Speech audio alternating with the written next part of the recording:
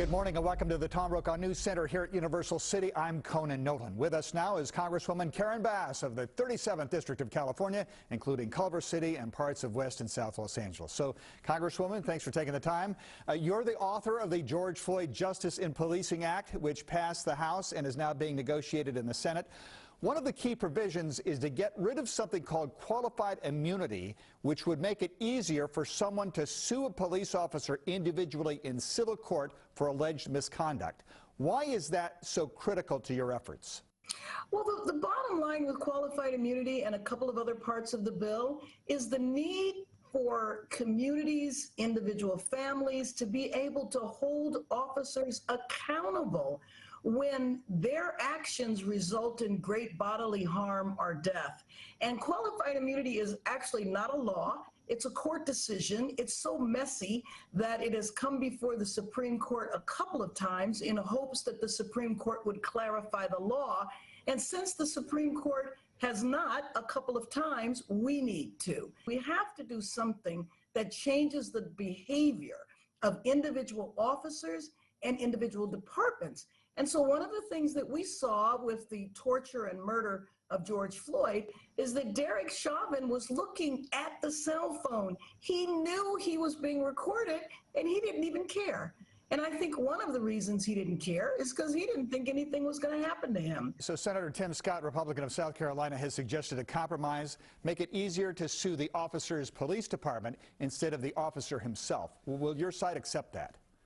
Well, we don't know. I mean, right now we are definitely having discussions. Like I said, what is most important to me is accountability and changing the culture and individual behavior of officers. And so if he has some ideas, we're willing to hear them. But as of right now, we want to make sure that qualified immunity stays in the bill as it passed the House. Well, police departments are changing in a way that frankly isn't getting a lot of attention. Departments across the nation, Philadelphia, Portland, Chicago, here in Los Angeles, are seeing a surge in the number of officers who are leaving, and nobody's taking their place. The LAPD has canceled academy classes.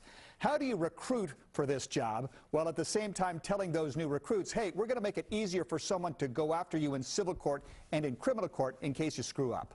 No, but you know what? First of all, if an officer is doing his or her job the way they should, the way they were trained, then they don't have to worry. I mean, that's like any profession. And one of the things that we want to do in the bill is to really elevate the profession of policing. So if you think about it, can you tell me another profession that has the ability to take away your freedom and take away your life?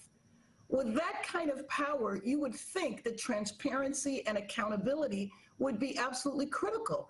So if you go to a doctor and a doctor does something that harms you, well, don't you expect to have some type of recourse for that and some type of transparency? So if you have a doctor that's out there that's always being sued or always committing malpractice, you can find out about that because that's publicly known. And so it's about elevating the profession of policing. And I think when that happens, the public opinion of police will change and people will be interested in joining the force. One thing I know for sure is if police around the country resist reforms and do not improve and elevate their profession, then I won't be surprised to see people not want to come into the academy and not want to be police officers. No one wants to be in a profession that everybody has disdain for. Let's move on to another topic. California, for the first time in history, is going to lose a congressional seat because we've lost population. Do you believe the census was accurate? Oh, I have no question that the census was not done accurately.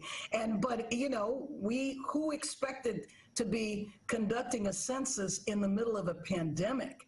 And so what I wish, and we actually looked to see if we could, but we couldn't, I thought the whole census needed to be canceled and done over again.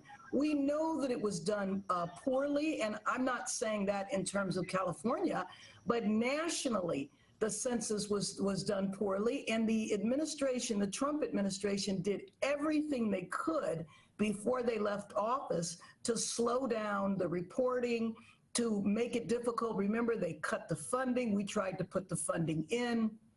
And so I have no doubt that the census is not accurate.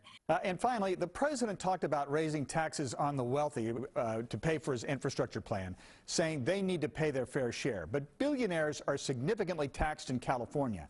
Franchise Tax Board says the top 1% pay 50% of all income tax.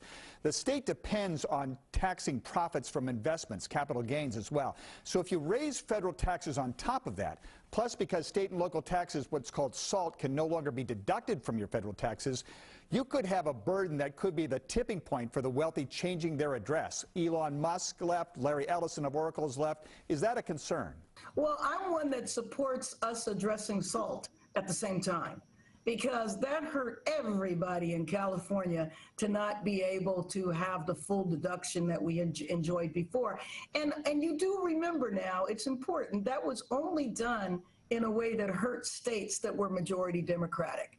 So it was just a punitive thing to do to punish us, and we need to make sure that we have that back, and I'm hoping that that helps. Representative Karen Bass, Democrat of Los Angeles, thanks for taking the time. Always. Thanks for having me on again, Conan.